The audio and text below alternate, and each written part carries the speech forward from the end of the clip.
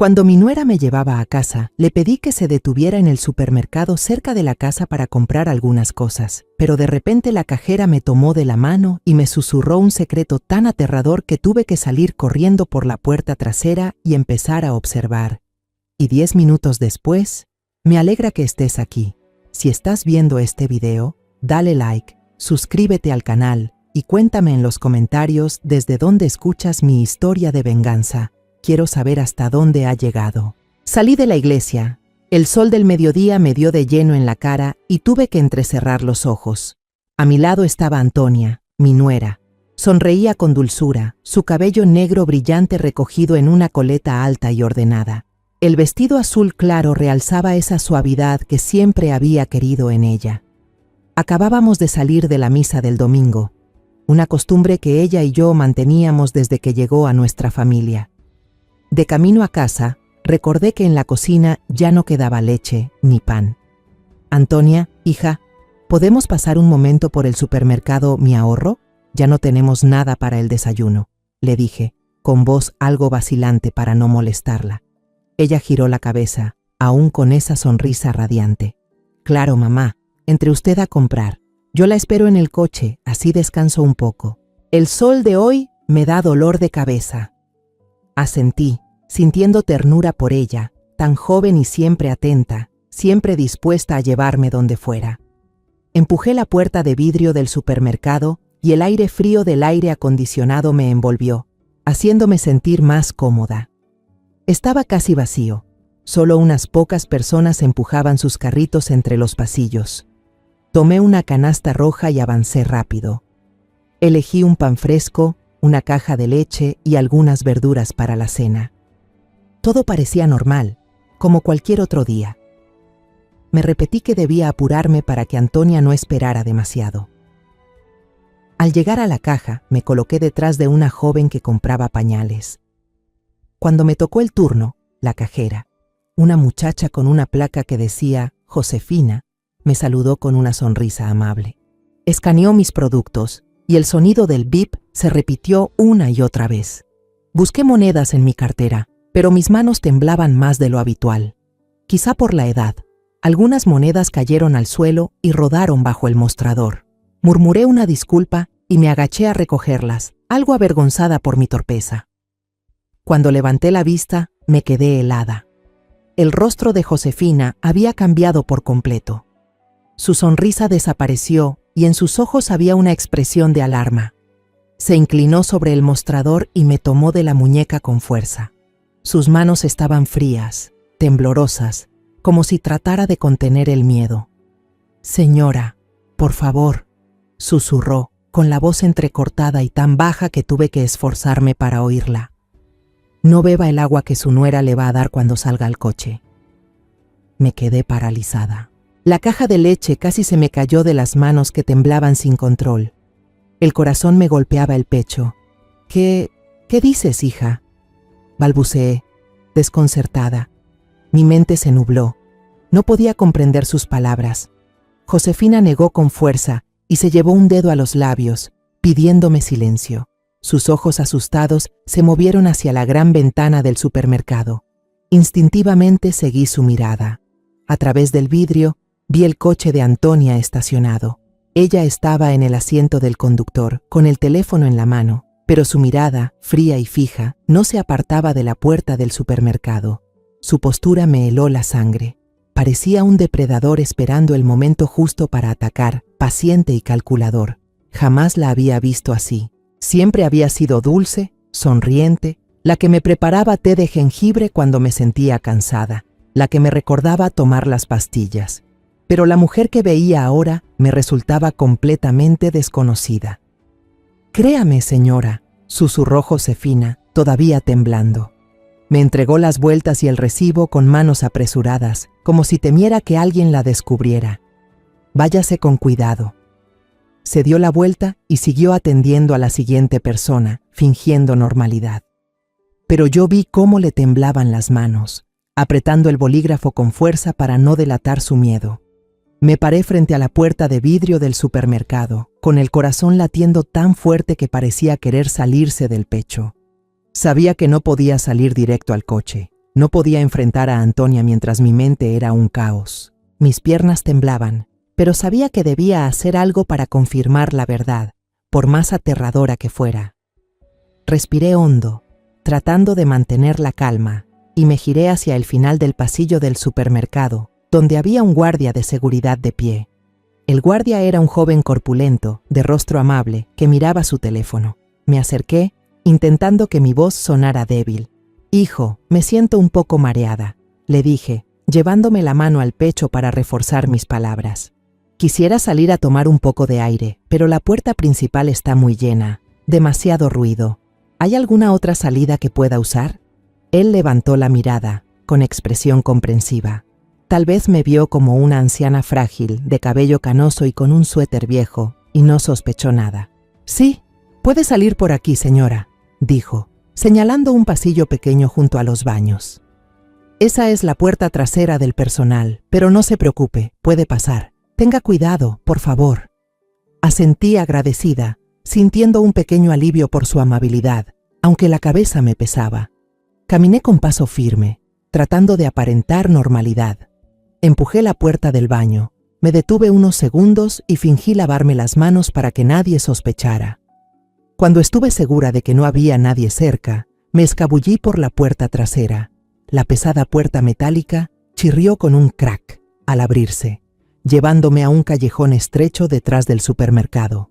Un olor fuerte a basura y comida podrida llenó el aire, haciéndome tapar la nariz.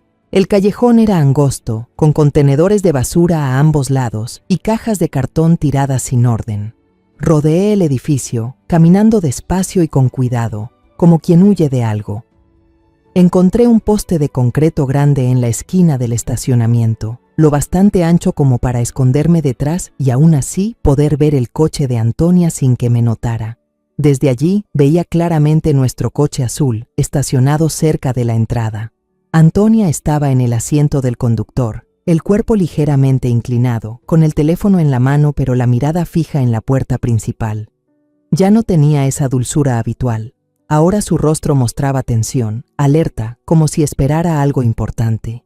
Mi corazón volvió a golpear con fuerza. Un escalofrío me recorrió entera. Entonces la vi moverse. Antonia miró alrededor del estacionamiento con una mirada fría, calculadora, asegurándose de que nadie la observaba. Luego bajó la vista y abrió su bolso marrón, que estaba en el asiento del copiloto. Contuve el aliento, sin apartar los ojos de ella. Sacó un pequeño sobre de papel, no más grande que una carta. Mi corazón se detuvo cuando la vi destapar una botella de agua, la misma que yo solía beber cada vez que salíamos juntas. Esa marca barata que me gustaba porque era ligera y fácil de sostener. Vertió el polvo blanco del sobre dentro de la botella, con movimientos rápidos, precisos, sin un ápice de duda. El polvo se disolvió al instante, mezclándose con el agua sin dejar rastro. Ella cerró bien la tapa, agitó la botella un par de veces y la colocó en el portavasos del asiento del copiloto, justo donde yo la tomaría al subir al coche. Me aferré al poste de concreto, con las manos apretadas contra la superficie áspera, sintiendo que el suelo se desmoronaba bajo mis pies. Me tapé la boca con una mano para ahogar un sollozo. Las lágrimas me llenaron los ojos, pero no me atreví a dejarlas caer, temiendo que el más mínimo sonido me delatara. Bajo la luz dorada del atardecer, el rostro de Antonia se reflejaba nítido en el parabrisas. Ya no quedaba ni rastro de su sonrisa amable ni de su mirada afectuosa. Solo quedaba una frialdad meticulosa, la de una cazadora que acaba de cumplir su tarea. Aplastó el sobre entre los dedos, lo arrugó y lo escondió entre los asientos. Luego tomó el teléfono, con el rostro sereno de nuevo, como si nada hubiera ocurrido. Ya no necesitaba más explicaciones. Las acciones de Antonia lo decían todo. Supe en ese instante que acababa de escapar de un peligro aterrador. Apreté con fuerza la bolsa de compras, tratando de respirar hondo para no desmoronarme. Tenía que volver al coche, tenía que enfrentarla, tenía que fingir que no pasaba nada. Me alisé la ropa, intentando parecer normal, y caminé lentamente hacia el coche azul estacionado en el aparcamiento. Abrí la puerta, me senté en el asiento del copiloto y traté de que mis manos no temblaran al dejar la bolsa en el suelo. Antonia se giró enseguida. Su sonrisa amable me erizó la piel. «¿Ya terminaste de comprar, mamá?». Hace mucho calor, te pusiste toda roja, dijo con su tono dulce de siempre. Tomó una botella de agua del portavasos, la abrió suavemente y me la ofreció. Toma, mamá, bebe un poco, la traje para ti. Miré la botella transparente.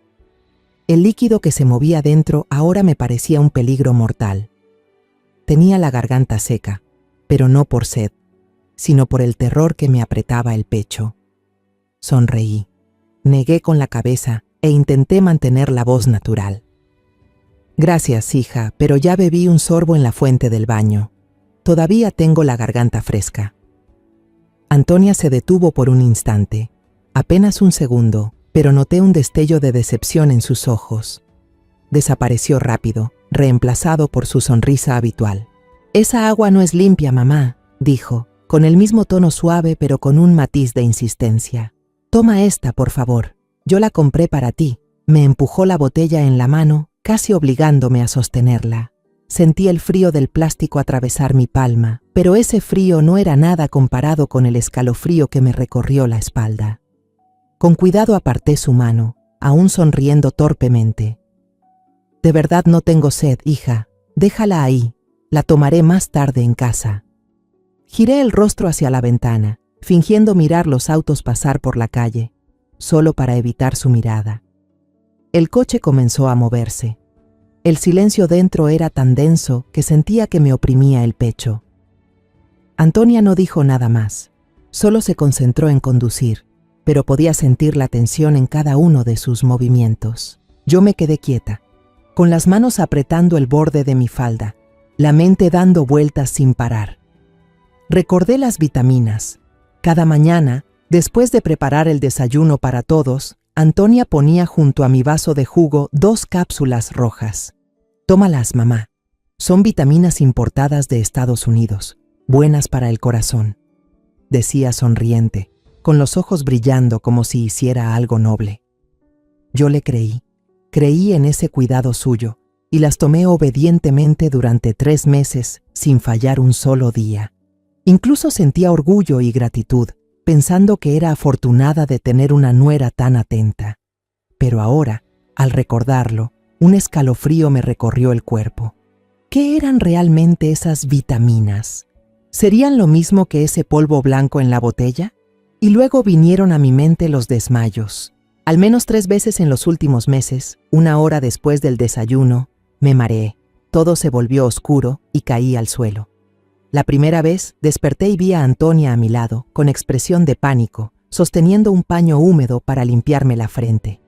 Mamá, casi me matas del susto. Seguro fue la presión baja por la edad, dijo preocupada, ayudándome a sentarme.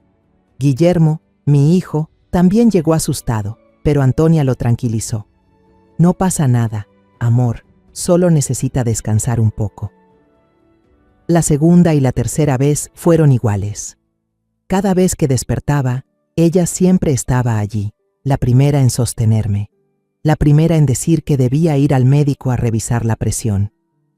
Y yo le creí. Pensé que simplemente me estaba debilitando con los años.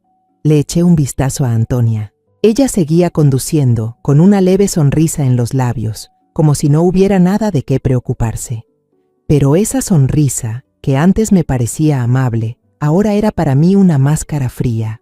Recordé una noche de hace unas semanas, cuando por casualidad escuché una conversación entre ella y Guillermo en la cocina. Yo estaba a punto de irme a dormir, pero la voz baja de Antonia me hizo detenerme en la escalera.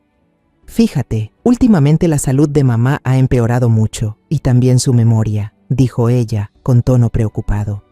¿Qué te parece si le consigo más vitaminas? Tengo una amiga que trabaja en la industria farmacéutica, muy confiable. Puede conseguir buenos medicamentos sin receta. Guillermo solo asintió. Haz lo que creas mejor, confío en ti. En ese momento pensé que era un gesto sincero y me sentí conmovida por su atención hacia mi salud. Pero ahora, esas palabras resuenan en mi cabeza como una advertencia aterradora. ¿Y si todo había sido planeado desde el principio? ¿Y si ella había estado debilitándome poco a poco, haciendo que todos creyeran que mi cuerpo estaba fallando por la edad? Las piezas sueltas ahora encajan, formando una imagen completa y espantosa. Las vitaminas, no eran suplementos. Los desmayos no eran culpa de los años. Antonia había querido hacerme daño, lentamente, con una precisión escalofriante. Quería crear una apariencia perfecta, una anciana débil con la mente confusa, para que cuando muriera de repente nadie sospechara nada. Sentí que el corazón se me encogía. ¿Cómo podía hacerme eso? ¿Cómo podía sonreírme, llamarme mamá, mientras me empujaba en silencio hacia un destino tan cruel? Esa noche me senté frente al plato de carne asada que Antonia había preparado con tanto esmero, pero no pude probar bocado. Cada cucharada de arroz se sentía pesada, como si estuviera tragando el dolor y la traición. Guillermo, sentado frente a mí, hablaba alegremente de un nuevo proyecto en su trabajo. Antonia sonreía, servía más comida en su plato, como una esposa ejemplar. La miré. Sus gestos eran suaves, su mirada dulce, pero dentro de mí solo había un vacío helado. «Mamá, ¿no va a comer? Este plato le gusta», me dijo Antonia, con voz amable. Negué con la cabeza, forzando una sonrisa. «Tengo un poco de indigestión. Comeré menos». «Gracias, hija». Ella asintió y enseguida me preparó una taza de té de jengibre. La puso frente a mí con aparente preocupación. «Beba un poco, mamá, le hará bien». El aroma del jengibre subió cálido, pero yo solo miré la taza, con el corazón latiendo con fuerza. ¿Sería seguro lo que había dentro? No me atreví a pensar más. «Lo beberé después, ahora quiero descansar un poco», dije, levantándome y tratando de mantener la voz tranquila. Guillermo me miró, preocupado. «¿Está bien, mamá? ¿Quiere que llame al médico?». Le sonreí débilmente. «No hace falta, hijo. Solo necesito acostarme un rato». Subí las escaleras, sintiendo que cada paso me hundía más en un abismo. En la cama no pude dormir.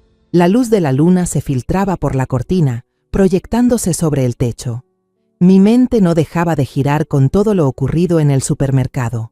La imagen de Antonia vertiendo polvo blanco en la botella de agua, su sonrisa fingida. Todo era como una cuchillada directa al corazón. Necesitaba pruebas, algo concreto para desenmascararla. Si solo contaba lo que había visto, ¿me creería Guillermo?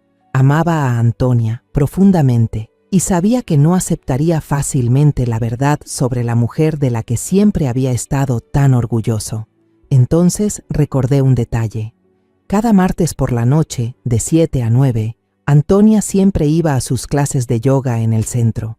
Era el único momento en que salía de casa. Esa sería mi única oportunidad. Me quedé allí, esperando, contando los días hasta el martes por la noche, cuando podría actuar sin que ella lo notara. Durante esos días intenté vivir con normalidad, comer, hablar con Antonia, pero cada vez que la miraba a los ojos tenía que contener un escalofrío. Temía que con solo una mirada equivocada, ella descubriera mis sospechas. A las 7 en punto del martes escuché el motor del coche de Antonia alejándose del portón. Esperé unos minutos más, para asegurarme de que se había ido, y luego me puse el abrigo y crucé la calle hacia la casa de doña Tere, mi vecina más cercana. Ella había vivido junto a mí más de 30 años. Había visto crecer a Guillermo y también me acompañó en los días en que lloré la muerte de mi esposo. Era la única persona en quien podía confiar en ese momento. Cuando abrió la puerta y vio mi rostro pálido y mis manos temblorosas, se alarmó y me hizo pasar enseguida. «Dios mío, María, ¿qué pasa? Parece que has visto un fantasma». Cerré la puerta con fuerza, me senté en su viejo sillón del salón y sin rodeos le conté todo. La advertencia de Josefina, el momento en que Antonia vertió el polvo blanco en la botella de agua, mis sospechas sobre las pastillas de vitaminas y las veces que me desmayé. Tere escuchó, primero sorprendida, y luego vi cómo sus ojos se encendían de rabia. Golpeó la mesa de madera con la mano, haciendo temblar el vaso de agua. Esa víbora, lo supe desde el principio. Había algo en ella que no me cuadraba.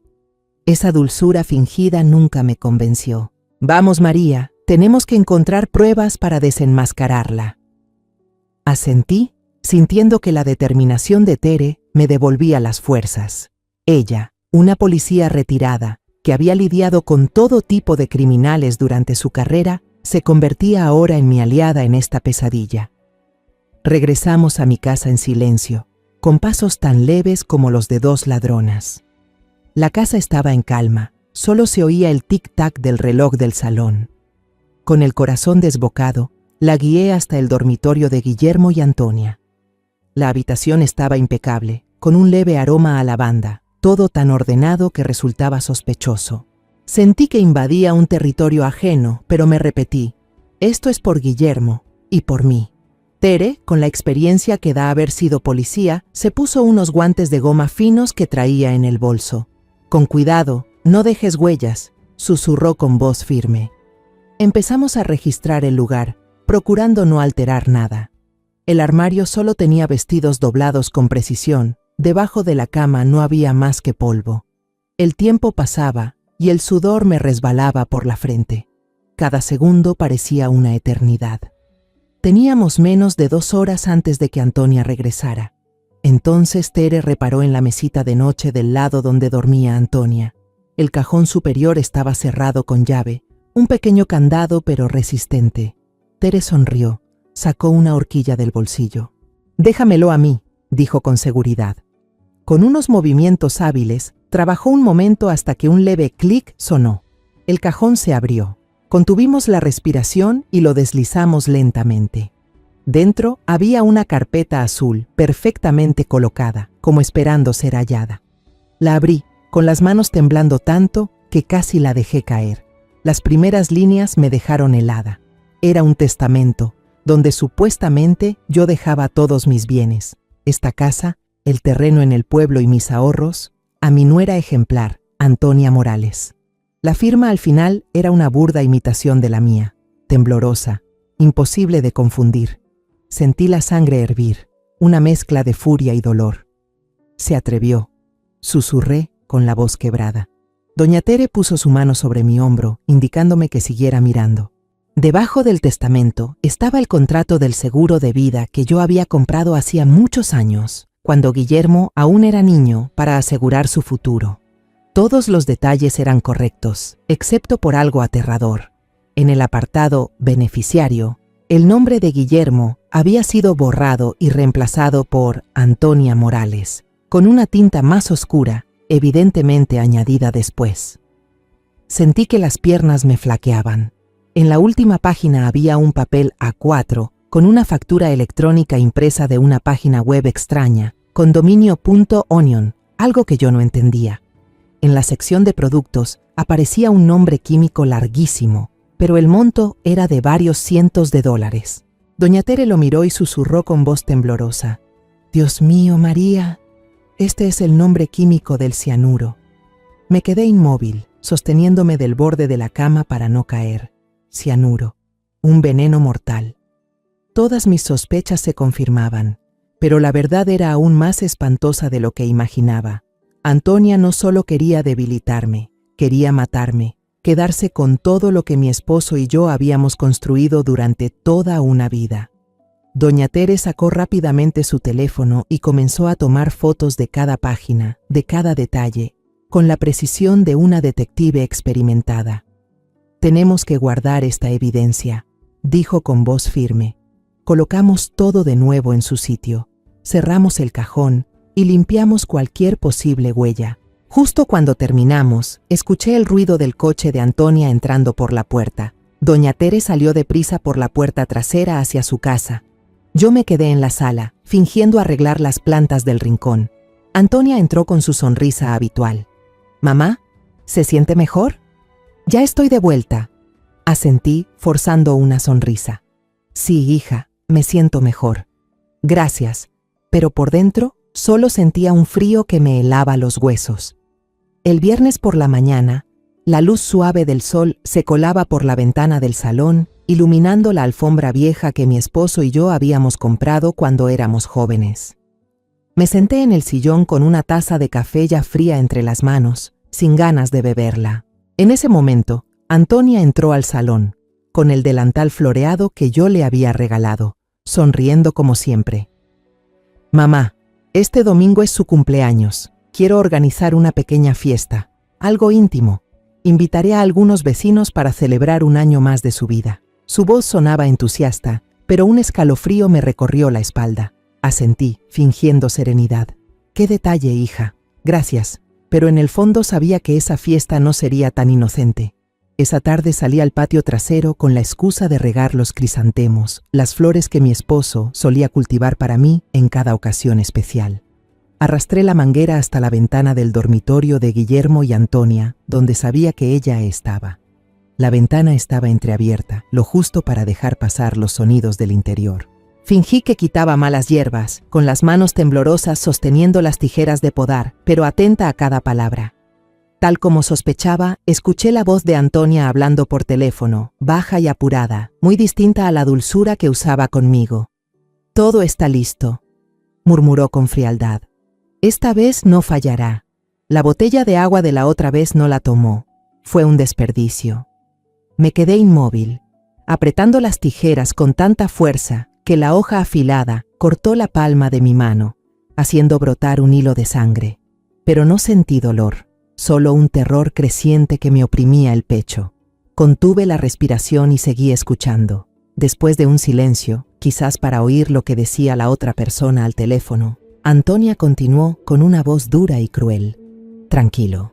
La fiesta de cumpleaños del domingo por la noche será su última fiesta. Después, todo será nuestro». Sentí que las piernas me flaqueaban. Cada palabra suya era como una puñalada, desgarrando la última pizca de confianza que aún guardaba hacia ella. Ya no tenía tiempo para dudar. Esa misma tarde, mientras Antonia se ocupaba en preparar las cosas para la fiesta, salí de casa con la excusa de dar un paseo. Pero no fui a pasear. Caminé directamente hacia una pequeña oficina de detectives privados en el barrio vecino, cuyo anuncio había visto en un periódico local. La oficina estaba en un callejón estrecho, con un viejo cartel que decía «Servicios de Investigación Héctor». Empujé la puerta y entré, con el corazón latiendo con fuerza. Héctor, un hombre de mediana edad, con el rostro marcado por la vida y unos ojos penetrantes, se levantó para saludarme. «¿En qué puedo ayudarla?», preguntó, con una voz grave pero cortés. Coloqué sobre la mesa una gran cantidad de dinero en efectivo. Los ahorros que había guardado en secreto durante años, escondidos en una caja de metal bajo mi cama. «Necesito que investigue a alguien», le dije, intentando mantener la calma. «Se llama Antonia Morales. Quiero saber quién es realmente, de dónde viene, sus relaciones, su situación financiera, todo. Y necesito los resultados antes del domingo por la noche». Héctor me miró, luego miró el dinero sobre la mesa. Su expresión mostró sorpresa, pero no hizo preguntas. «Los tendrá el domingo por la mañana», asintió con firmeza, y tomó la foto y la información que había escrito rápidamente sobre Antonia. Salí de la oficina sintiendo una mezcla de alivio y ansiedad. Sabía que estaba entrando en una partida peligrosa, pero no tenía otra opción. El domingo por la mañana, tal como prometió, Héctor me llamó. Me citó en una pequeña cafetería discreta, escondida en una calle tranquila. Llegué temprano, me senté en un rincón apartado y sujeté la taza de café entre las manos sin poder beber. Cuando Héctor entró, colocó frente a mí un expediente delgado, pero cada página dentro de él era como una bomba de tiempo. Lo abrí, leí línea por línea y sentí cómo el corazón se me encogía. Antonia mantenía una relación secreta, desde hacía años, con una mujer llamada Laura Vargas. Había fotos tomadas a escondidas, Antonia y Laura besándose y abrazándose en un bar apartado, con miradas llenas de deseo y secreto. Observé las fotos, con las manos temblorosas, sin poder creer lo que veía. Héctor continuó, con voz firme pero cargada de peso. «Laura Vargas no es una persona común. Tiene reputación en el mercado negro. Se dedica a vender productos químicos prohibidos y venenos peligrosos. La factura del cianuro que encontró probablemente esté relacionada con ella». Sentí que el mundo me daba vueltas. El expediente mostraba que Antonia y Laura se conocían desde antes de que ella conociera a Guillermo. Su matrimonio con mi hijo fue una farsa cuidadosamente planeada para acercarse a nuestra fortuna. Recordé las veces que Guillermo, triste, me confesó que Antonia siempre posponía tener hijos, que parecía poco interesada en formar una familia. Ahora lo entendía. Ella no amaba a Guillermo. Mi hijo solo fue una pieza más en el plan de Antonia y Laura. Apreté el expediente con fuerza mientras las lágrimas caían en silencio. El dolor por la traición de Antonia se mezclaba con la tristeza por Guillermo. Él la había amado sinceramente, había entregado su corazón para construir un hogar, pero todo había sido una mentira. Me levanté, guardé el expediente en mi bolso, sintiendo que el peso del mundo entero caía sobre mis hombros. La noche del domingo, mi casa estaba decorada como para una fiesta. Pequeñas luces brillaban alrededor de la sala. El aroma de los tamales y el pozole salía de la cocina, mezclándose con la música alegre de mariachi que sonaba por los altavoces. Antonia había preparado todo a la perfección, desde la mesa llena de comida hasta los ramos de crisantemos frescos en el centro. Llevaba un vestido rojo de Gucci, el cabello rizado con cuidado, el maquillaje impecable y una sonrisa radiante que no se borraba mientras saludaba a los invitados. Yo llevaba un vestido azul oscuro, el mismo que Guillermo solía decir que me hacía ver más joven, e intentaba sonreír mientras daba la bienvenida. La señora Tere llegó, su mirada aguda se posó en mí, y nos saludamos con un leve asentimiento. La mesa comenzó a llenarse, los vecinos reían, conversaban y brindaban con los jugos que Antonia había preparado. Noté que ella colocó un vaso de jugo de naranja justo frente a mi asiento, en el lugar más destacado. El color era un poco más oscuro que los demás, como si hubiera sido preparado de manera especial. Sentí un sudor frío bajar por mi cuello, pero mantuve la calma, charlando como si nada pasara. Entonces vi a Antonia entrar sigilosamente en la cocina, llevando mi vaso de jugo. Dije que iba a buscar más hielo para el vaso de la señora Tere y la seguí, manteniendo cierta distancia. A través de la rendija de la puerta vi cómo Antonia, de espaldas a la mesa, abría un pequeño sobre y vertía un polvo blanco en el vaso. Movió el contenido con una cucharita, con una precisión escalofriante, y luego volvió a colocar el vaso en su lugar. Mi corazón latía con fuerza, pero no dejé que el miedo me dominara. Regresé a la mesa, fingí conversar con un vecino y, en un movimiento rápido, empujé el vaso hacia un rincón detrás del florero, donde nadie lo vería. Tomé otro vaso de jugo de la mesa y lo puse frente a mí. Todo ocurrió en cuestión de segundos. Miré de reojo a Antonia, que seguía sirviendo bebidas, sin notar nada. Cuando todos estuvieron reunidos, Antonia se levantó, alzó su vaso y sonrió como si estuviera sobre un escenario. Me miró directamente, con los ojos brillantes pero fríos. «Hoy es un día especial», dijo con voz dulce que llenó la habitación. «En nombre de toda la familia, quiero desearle a mamá un feliz cumpleaños. Que viva muchos años más con nosotros». Todos aplaudieron y gritaron: «¡Feliz cumpleaños!». Levanté mi vaso y sonreí, pero por dentro solo sentía un vacío helado. Aquellas palabras, «que viva muchos años más», sonaron como una burla cruel. Antonia llevó el vaso a los labios y bebió un gran sorbo. Pero en cuanto lo tragó, su sonrisa desapareció.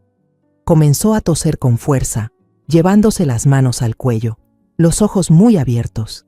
El vaso cayó al suelo y se rompió, las esquirlas brillando bajo las luces. Señaló hacia mí, intentando hablar, pero solo salieron sonidos ahogados. Luego cayó al suelo, convulsionando sobre la madera. El pánico se apoderó de todos. Guillermo gritó y corrió hacia ella, pálido. «¡Antonia! ¡Antonia! ¿Qué te pasa?». La señora Tere, con la calma de una ex policía, llamó de inmediato a una ambulancia, su voz firme entre los gritos. Yo me quedé de pie, paralizada, aferrándome al borde de la mesa para no caer. Entonces comprendí lo horrible de la situación. Antonia había bebido el vaso que yo había apartado. Tal vez había preparado uno especial para sí misma, pero en medio del caos lo confundió. Un escalofrío recorrió mi espalda. No quería esto. No quería que nadie sufriera, ni siquiera quien había intentado matarme, pero no tuve tiempo de pensar más. La sirena de la ambulancia sonó afuera y todos se apresuraron a abrir paso para que los paramédicos se la llevaran. En el hospital, el aire era tan denso que costaba respirar. Guillermo estaba sentado en el pasillo, con la cabeza entre las manos y los ojos enrojecidos. Quise abrazarlo, decirle algo para consolarlo, pero no encontraba palabras. Yo misma estaba hecha un nudo por dentro. El médico salió con el rostro serio. Ella fue envenenada gravemente. Sospechamos que con cianuro. Estamos haciendo todo lo posible, pero su estado es muy crítico. La palabra cianuro me atravesó el pecho como una cuchillada. Miré a Guillermo y lo vi paralizado, incapaz de creer lo que acababa de oír.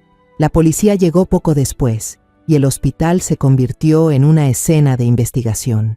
Mientras todos estaban confundidos, el teléfono de Antonia, que estaba sobre la mesa, empezó a vibrar sin parar. La pantalla se iluminó mostrando el nombre Laura. Un joven policía, tal vez inexperto en este tipo de situaciones, contestó el llamado para informar lo sucedido. Pero antes de que pudiera decir algo, una voz femenina, chillona y emocionada, sonó del otro lado. ¿Y bien? ¿La vieja ya se fue? ¿Lo tomó, verdad? Ya casi podemos celebrar. El policía se quedó helado. Su expresión cambió de sorpresa a seriedad. Carraspeó y respondió con voz fría. Habla la comisaría de policía de la ciudad. Del otro lado hubo un silencio, seguido por el seco sonido de la llamada cortada. El oficial miró alrededor y luego fijó la vista en el número que aparecía en la pantalla. Esto no es un caso de envenenamiento común, dijo con voz baja pero firme. Yo me quedé allí, sintiendo que el mundo entero giraba bajo mis pies. Esa llamada, la voz de Laura, era la prueba final del plan cruel de Antonia. La mañana siguiente a la terrible fiesta de cumpleaños, mi casa estaba sumida en un silencio pesado. La policía había acordonado el área del comedor, donde el vaso de jugo de naranja roto seguía esparcido por el suelo, los fragmentos brillando como un recordatorio del infierno vivido la noche anterior. Guillermo estaba inmóvil en el sofá, con los ojos hundidos y el rostro pálido. No había dicho una sola palabra desde que salimos del hospital, donde Antonia seguía en cuidados intensivos. Me vestí en silencio, con una blusa de manga larga gris y una bufanda. Algo que me hiciera sentir un poco más fuerte en medio de la tormenta. «Voy a salir un momento», le dije en voz baja. Él solo asintió, con la mirada vacía, como si su alma hubiera abandonado el cuerpo. Conduje hasta el supermercado Mi Ahorro, donde todo había comenzado. El corazón me latía con fuerza al empujar la puerta de vidrio. El aire frío del aire acondicionado no lograba enfriar el fuego en mi pecho. Vi a Josefina detrás de la caja registradora, pero hoy se veía distinta.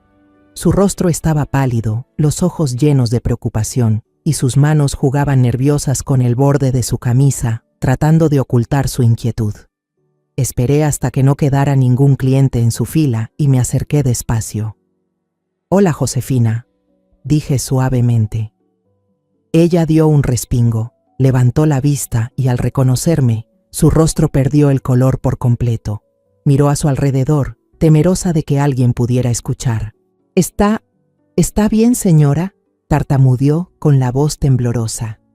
«Gracias a ti», respondí, intentando mantener la voz serena, aunque dentro de mí todo se agitaba. Anoche, mi nuera fue hospitalizada por envenenamiento. La policía está investigando. Los ojos de Josefina se abrieron de par en par.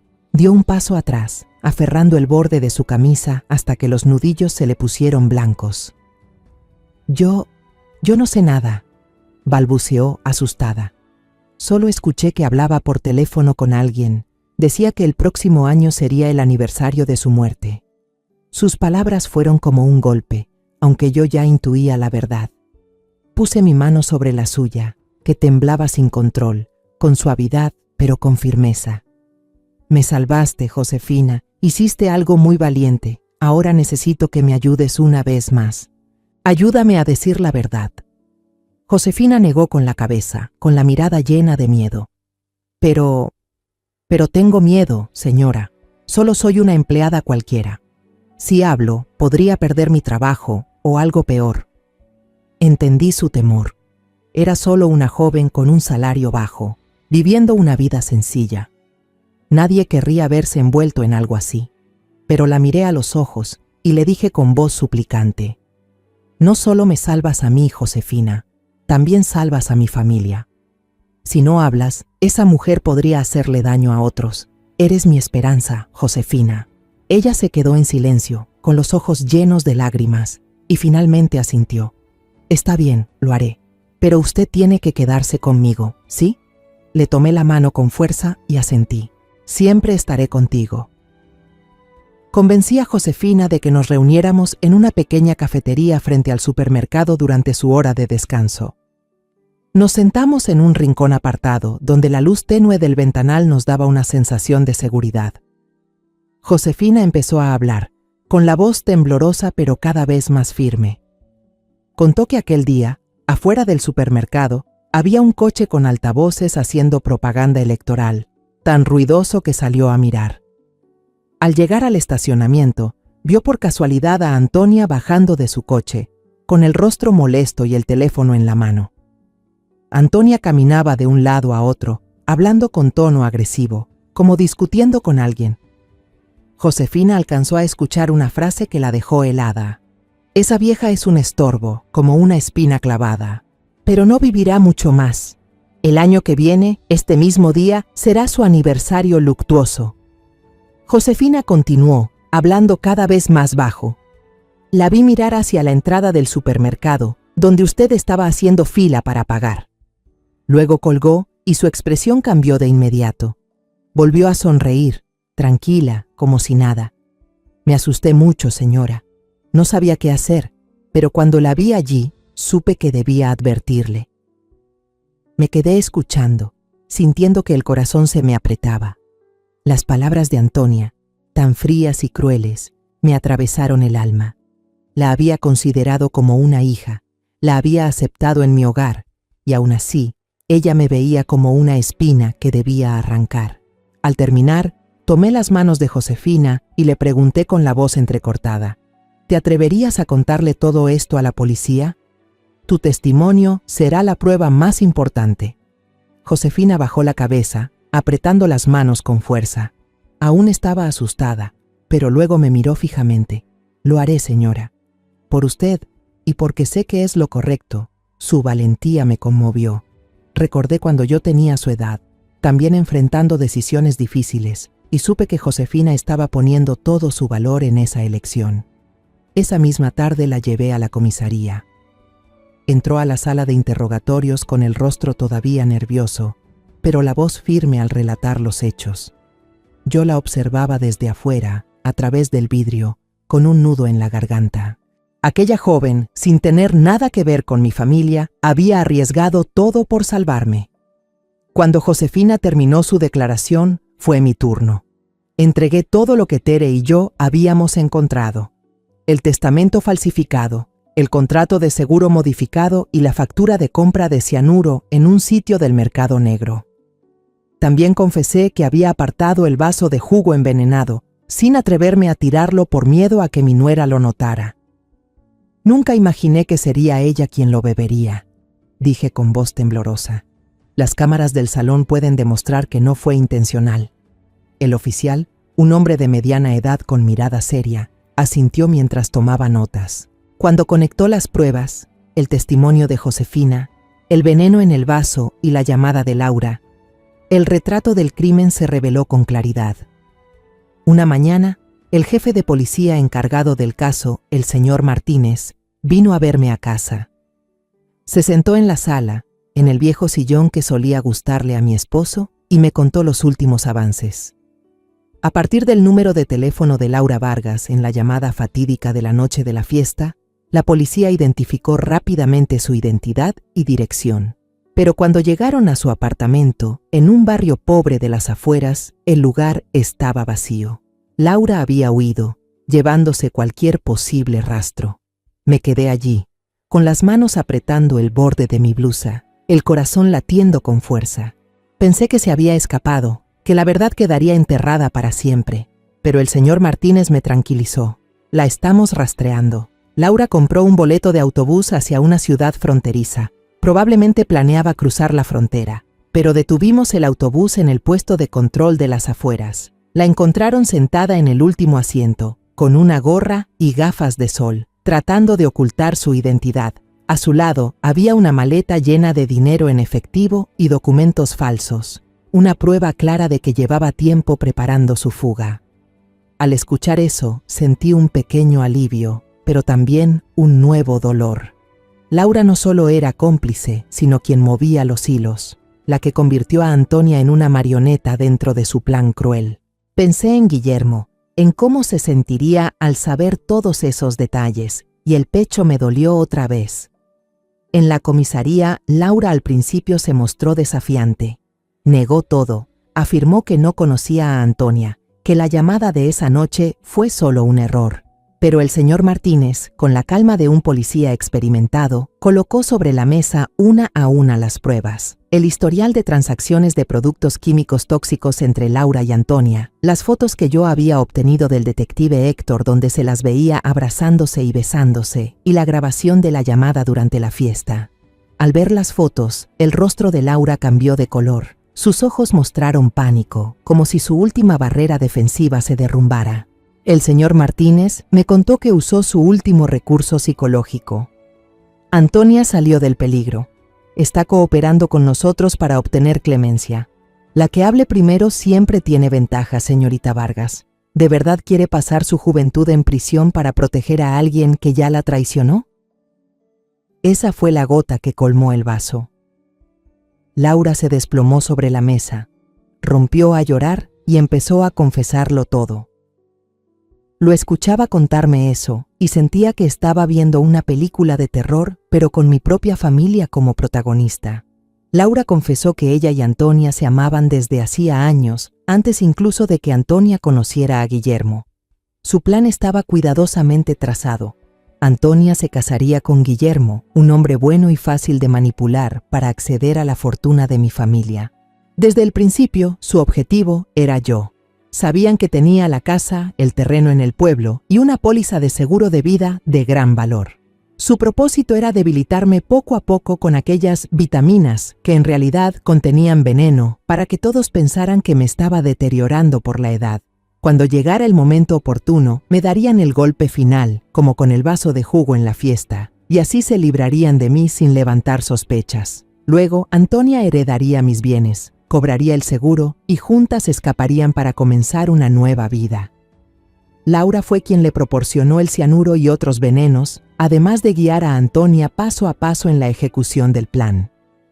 Al escuchar eso, un escalofrío me recorrió el cuerpo. Todos esos años en que Antonia estuvo a mi lado, sus sonrisas, sus tazas de té con jengibre, sus palabras amables, todo había sido parte de una obra cuidadosamente montada. La policía le pidió a Guillermo que se presentara en la comisaría para hacer un reconocimiento y confirmar algunos datos relacionados con Antonia. Fui con él. No quería que mi hijo enfrentara esa verdad solo. En la sala de interrogatorios, Guillermo estaba detrás de un vidrio unidireccional, mirando a Laura, que estaba sentada frente a los oficiales. Cuando Laura relató cómo ella y Antonia lo habían usado como una herramienta, un pobre tonto al servicio de su plan, vi a Guillermo tambalearse. Se desplomó, se llevó las manos a la cabeza y unos sollozos ahogados se escaparon de su garganta. Corrí hacia él, me arrodillé a su lado y lo abracé con fuerza. «Aquí estoy, hijo, aquí estoy», susurré con la voz entrecortada. Guillermo no lloraba, pero sus ojos estaban vacíos, como si toda la luz en su alma se hubiera apagado. Le apreté los hombros, tratando de transmitirle un poco de fuerza, aunque yo misma me sentía destrozada. En los días siguientes, Guillermo casi no habló con nadie. Pasaba las horas sentado en su habitación, mirando al vacío, como si intentara recoger los pedazos rotos de su vida. Lo dejé solo, sabiendo que necesitaba tiempo para aceptar la verdad. Pero cada vez que pasaba frente a su puerta y escuchaba suspiros leves, el corazón se me encogía. Logré salvarme del plan de Antonia, pero el precio fue el corazón roto de mi hijo. Una mañana fresca, finalmente se abrió el juicio contra Antonia y Laura. Guillermo y yo llegamos al tribunal y nos sentamos en la primera fila, reservada para las familias de las víctimas. Guillermo vestía un traje negro, pero parecía asistir a un funeral. El funeral del amor y la confianza que alguna vez tuvo por Antonia. Le tomé la mano. La apreté suavemente, esperando transmitirle algo de valor, aunque yo también temblaba. Cuando Antonia y Laura entraron por puertas separadas, la sala quedó en un silencio absoluto. Antonia ya no tenía el brillo de antes. Su cabello negro, que solía llevar en ondas, ahora estaba corto. Su rostro, demacrado y pálido, y sus ojos fijos en el suelo, como si no pudiera enfrentar a nadie.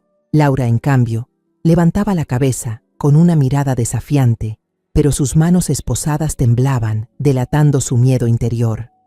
El fiscal, el señor Álvarez, un hombre de mediana edad con una voz firme, subió al estrado y comenzó a exponer el caso. Hablaba con claridad, cada palabra golpeando como un martillo sobre la verdad. Se instaló una gran pantalla y comenzaron a proyectarse las pruebas, dejando la sala en completo silencio. Primero apareció el testamento falsificado, con una firma temblorosa imitando la mía, ampliada en la pantalla. El señor Álvarez señaló cada trazo, explicando: los peritos han confirmado que se trata de una falsificación muy elaborada, pero imposible de engañar a las herramientas modernas. Miré el testamento, y el corazón me dolió al recordar el impacto que sentí al encontrarlo en el cajón de Antonia. No era solo un papel, era la prueba de una traición que jamás imaginé.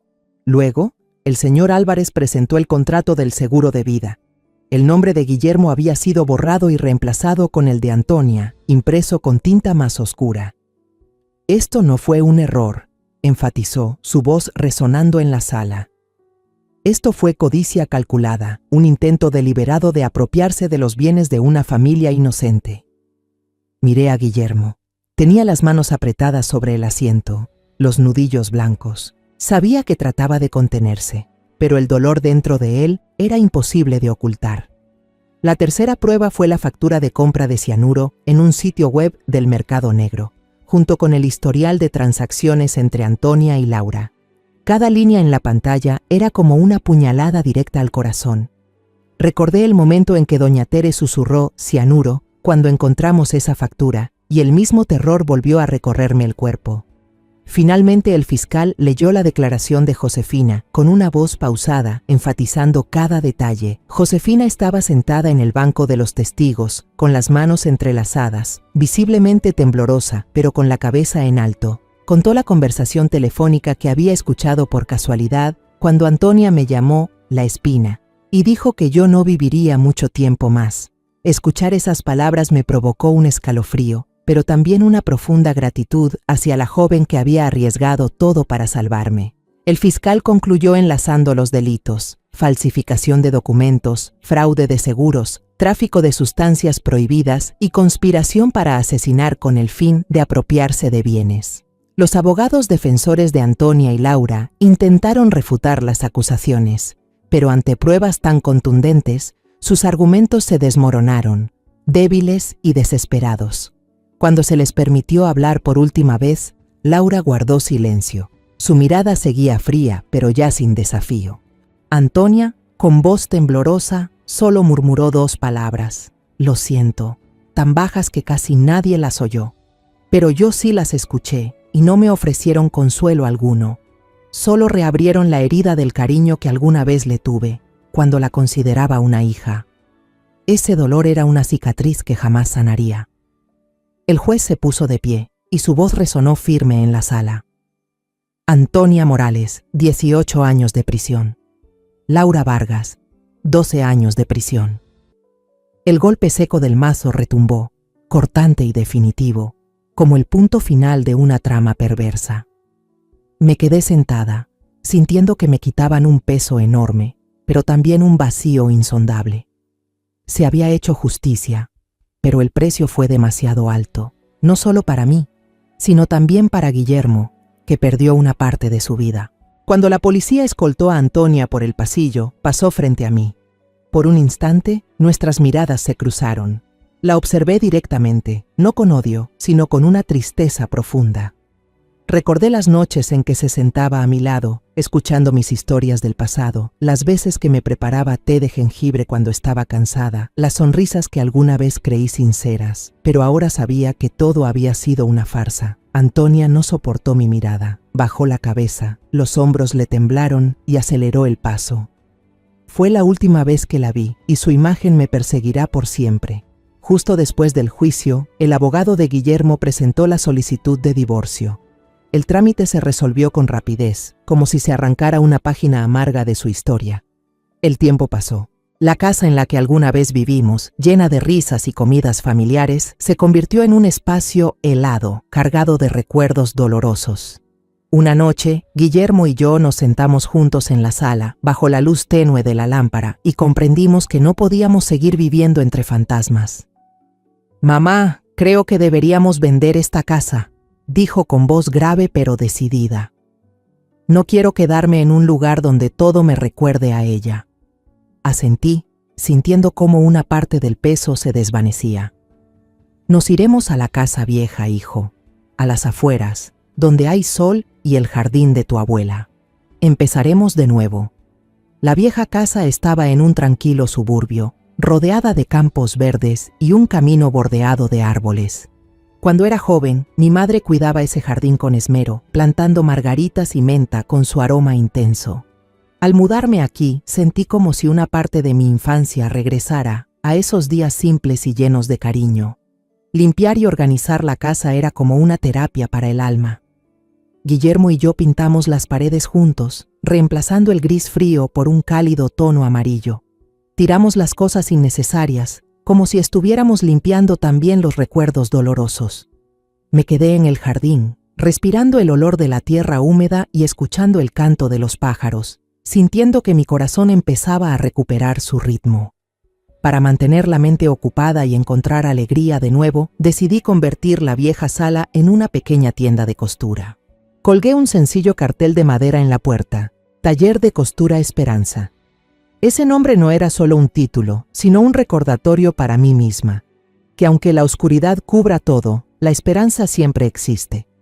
Empecé a coser, a reparar vestidos y arreglar ropa para los vecinos, y poco a poco, el taller se convirtió en un punto de encuentro para las mujeres del barrio. Organicé clases gratuitas de costura para viudas, madres solteras y chicas jóvenes que luchaban por salir adelante. Nos sentábamos alrededor de una vieja mesa de madera, cortando telas, cosiendo y compartiendo historias. Algunas hablaban de tiempos difíciles, otras reían al contar sus pequeños sueños. En esos momentos, sentía que mis heridas interiores sanaban, puntada a puntada, hilo a hilo. Guillermo también empezó a encontrarse a sí mismo. Renunció a su antiguo trabajo en una empresa de arquitectura, donde la presión y los recuerdos de Antonia lo ahogaban. En su lugar, aceptó un puesto como supervisor en un proyecto de construcción de una escuela para niños en una zona rural. Ese nuevo trabajo le dio un propósito distinto. Cada noche, al volver a casa, me contaba sobre las paredes que estaban levantando, sobre los niños emocionados, esperando el día en que la escuela estuviera lista.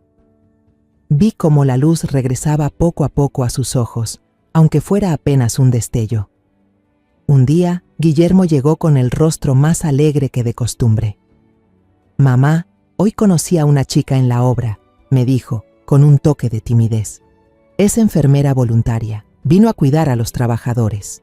Se llama Mireya, tiene una sonrisa muy dulce, mamá». Sonreí, sintiendo el corazón calentarse al ver a mi hijo sonreír de verdad por primera vez en mucho tiempo. «¿Ah, sí, hijo? Cuéntame más sobre ella», respondí con suavidad. Guillermo habló de Mireya, de cómo ella con paciencia curaba a un obrero herido, de sus ojos sinceros y su voz tranquila. Lo escuché con atención, sintiendo como si una nueva puerta se abriera para él. No quise ilusionarme demasiado, pero sabía que mientras Guillermo pudiera sonreír y abrir su corazón, lograría seguir adelante. Una tarde soleada, decidí conducir hasta el supermercado mi ahorro. Quería ver a Josefina, la joven que había cambiado mi vida con su valentía. Al entrar, la vi detrás de la caja, con el cabello recogido y una sonrisa radiante como el sol. Al verme, sus ojos brillaron. «Señora María, ¿cómo está usted?», preguntó con alegría. Me acerqué al mostrador y coloqué una bolsa de tela que yo misma había cosido, con una caja de galletas de jengibre y miel todavía calientes y fragantes. «Esto es para ti», dije con emoción. «Nunca podré agradecerte lo suficiente, Josefina. No solo salvaste una vida, devolviste la justicia y le diste a Guillermo y a mí la oportunidad de empezar de nuevo». Josefina me tomó de la mano, con los ojos brillantes. Usted merece estar en paz, señora María. Solo hice lo que creí correcto. Abrió la caja de pasteles y rió suavemente. Usted hace unos pasteles tan ricos. La próxima vez tengo que aprender de usted. Charlamos un rato y me di cuenta de que Josefina no era solo una testigo, sino también una amiga, una pequeña luz que me había guiado a través de la tormenta. Al salir del supermercado, caminé con el corazón ligero, sintiendo que las últimas cargas por fin se habían ido. Sentada en el coche, miré por la ventana y vi cómo el sol iluminaba las copas de los árboles, brillando como gemas. Pensé en el camino que Guillermo y yo habíamos recorrido, desde el dolor de la traición, desde la oscuridad de las conspiraciones, hasta los primeros rayos de esperanza de una nueva mañana. La justicia no solo llega a través de los tribunales o las sentencias frías, sino que a veces empieza con una pequeña advertencia, con el corazón bondadoso de una joven como Josefina. Encendí el motor y conduje hacia casa, donde Guillermo me esperaba con una nueva sonrisa. Delante de nosotros había un largo camino, pero sabía que mientras estuviéramos juntos, la luz siempre estaría allí, guiándonos. He vivido una pesadilla que parecía no tener fin. Fui traicionada, envenenada, tratada como un obstáculo en el camino de la codicia de alguien a quien una vez llamé hija. Pero después de todo, comprendí que la maldad puede cegar el corazón, mientras que la bondad es la única luz que puede guiarnos en la oscuridad. Si aquel día Josefina no hubiera tenido el valor de dar un paso al frente, si yo hubiera dejado que el miedo me hiciera callar, tal vez la justicia nunca se habría cumplido. La lección que quiero compartir con todos es esta.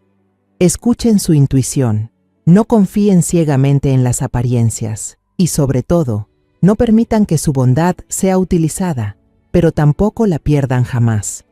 Porque solo cuando el corazón sabe amar y tiene el valor de luchar por la verdad, realmente vivimos, no solo existimos.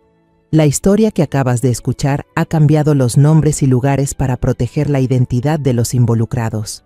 No la contamos para juzgar, sino con la esperanza de que alguien escuche y se detenga a reflexionar. ¿Cuántas madres sufren en silencio dentro de su propio hogar? De verdad me pregunto, si tú estuvieras en mi lugar, ¿qué harías? ¿Elegirías el silencio para mantener la paz o te enfrentarías a todo para recuperar tu voz?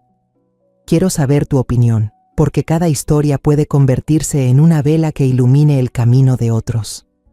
Dios siempre bendice, y estoy segura de que el valor nos llevará a días mejores. En este momento, en la pantalla final dejaré 2 de las historias más queridas del canal. Estoy segura de que te sorprenderán.